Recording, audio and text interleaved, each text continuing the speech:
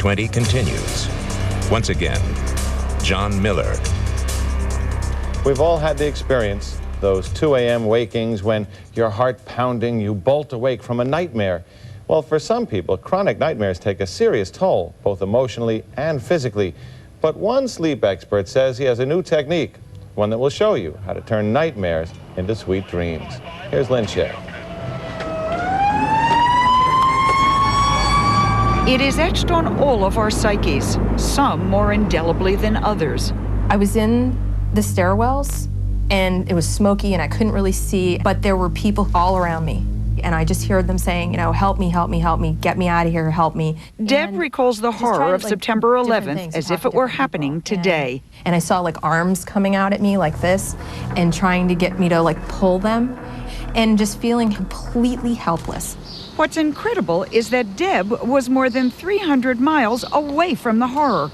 Like most Americans, she watched the attack on television, around the clock, over and over again. But when she finally turned off the TV and fell into an exhausted sleep, the images flooded her mind. And I remember in a dream thinking, I only have 2 hands. I can't, somebody get in here, somebody help these people. For Lisa, who was there, the ghastly nightly dramas are relentless. I had a dream where I fell out of one of the towers and I fell almost like a cartoon character, flat on the ground. They're just so vivid. They're so real. You can't forget them. Nightmares. We all get them from time to time. And after a traumatic event like September 11th, they can intensify. But as time passes, for most of us, the worst of the dreams and the sleepless nights will fade away. Still, for thousands of American adults, nightmares become recurring, terrifying invasions at bedtime. This is a story about an amazing technique to bring them relief, and the researcher who's pioneered it. For the tormented like Lisa, the cure can't come soon enough. On September 11th, she was headed to her job in downtown Manhattan, riding the subway as it pulled underneath the World Trade Center. And when I finally got outside, there was a lot of smoke and there were just papers drifting down. And I saw one of the towers on fire. Then I started walking towards the tower. I felt like I was kind of being drawn towards the towers. And that's when I saw people fall. From the tower? From the tower. And that's when I knew I had to get out. These horrific images triggered Lisa's recurring nightmares, and she couldn't shake them. I dreamt I was at the top of the tower, I was trying to get out, and that the windows and that the ceiling started to come down upon me and kind of crush me. I've dreamed of Armageddon. I've dreamt that the whole world blows up. Deb, a seasoned traveler, says she was unable to board an airplane for months after 9/11, terrified to fly because of her nightmares. I'm on an airplane and I have the sensation I'm not supposed to be there. And next, the plane is diving. And I can physically feel the feeling like you're on a roller coaster, like your stomach's up in your throat, and you feel sort of everything flying past you. And I just wake up screaming. Dreams start out as replays of traumas after a traumatic event. Dr. Barry Krako, a leading expert on sleep disorders, says nightmares often serve a purpose. It almost appears as if the dreams are helping the entire process of emotional healing, recovering from the pain. Yet as time passes and the nightmares linger, they can become destructive. The nightmares somehow take on a life of their own. They become a broken record. They become a habit, a learned behavior. What you're saying is the nightmares reinforce the trauma. Even more than that, nightmares re-traumatize the person. The concept that the dreams, the nightmares, take on a life of their own is really quite shocking. The nightmare is a real thing. In other words, it's a real entity. Right. But astonishingly, Dr. Krako says you don't need to explore your unconscious on a psychiatrist's couch to get rid of recurring nightmares. I mean, you never discount the trauma. That's very important. You never discount the trauma, but you don't have to talk about it to get rid of your disturbing dreams. Instead of looking for underlying causes, Dr. Krako, like a growing number of sleep therapists, zeroes in on changing the nighttime images using a revolutionary technique you can even do on your own.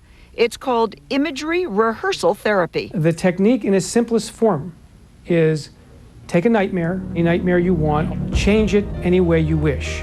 The change can be one scene, one image, or the entire dream, as long as it's something positive. And I want you to practice rehearsing the new images you've just created by, creating this new dream.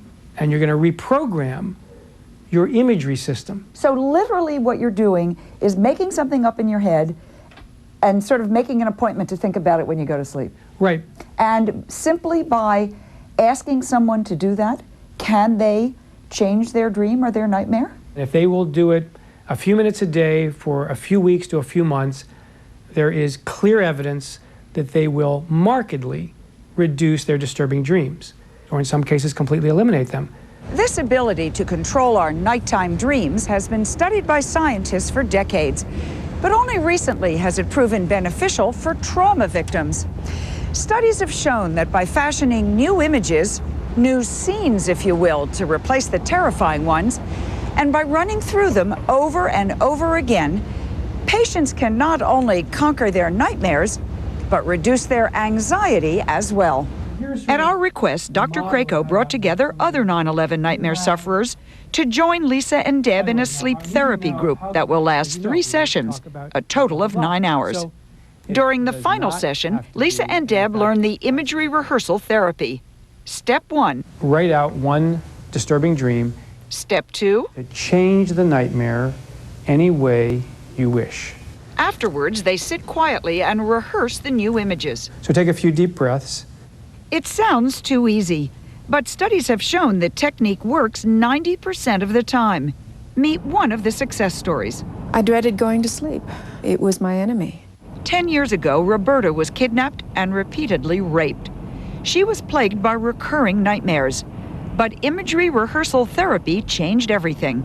My new dream is full of birds. So whenever the nightmares threaten, I wake up with my birds. They fly around me.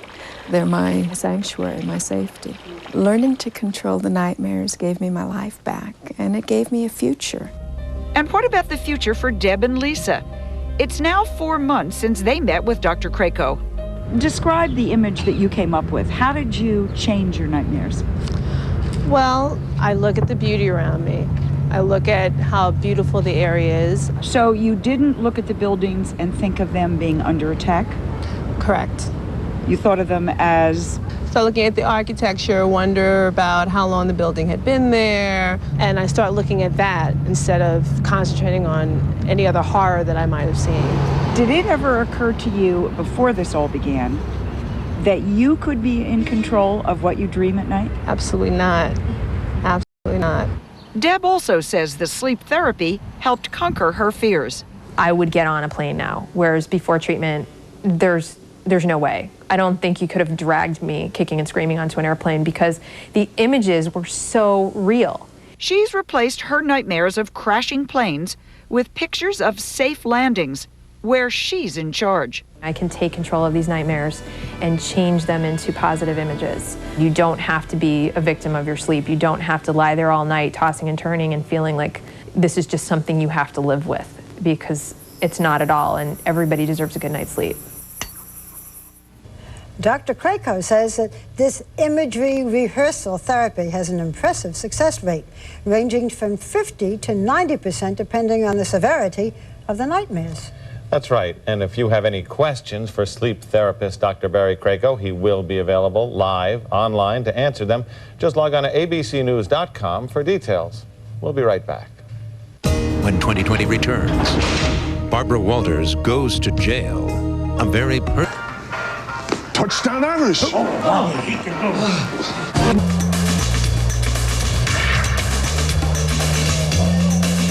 Three of the Harry Potter books are still topping the bestseller list.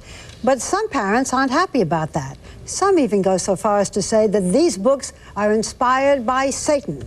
To which John Stossel says once again, give me a break. We're talking Harry Potter here. Harry Potter. 3,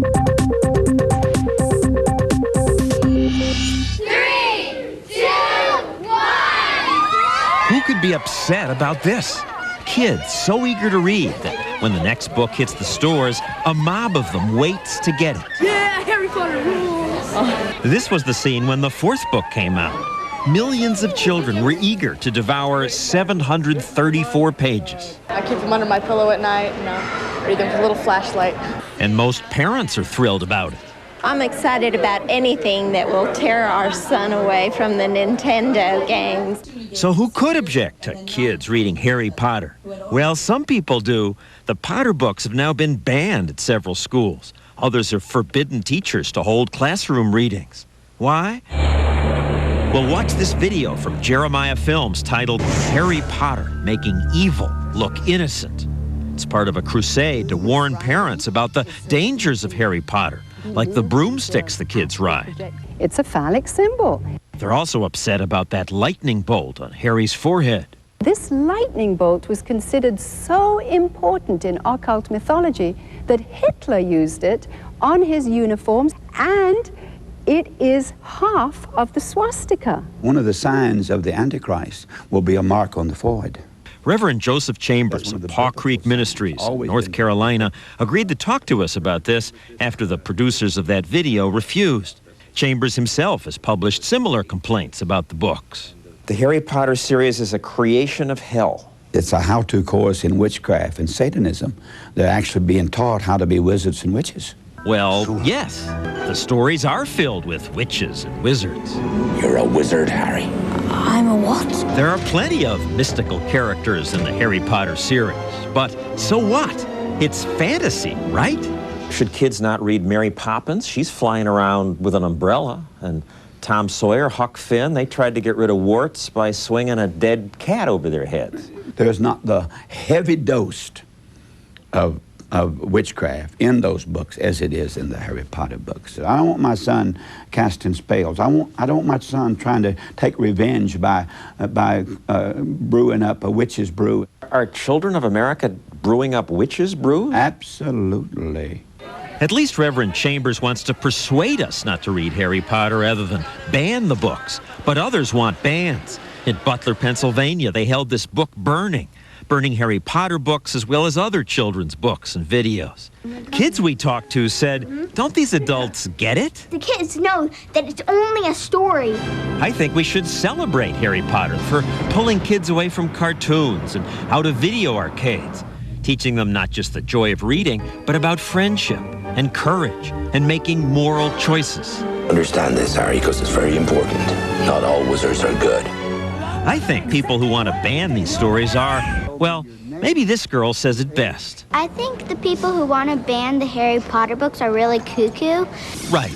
Give me a break.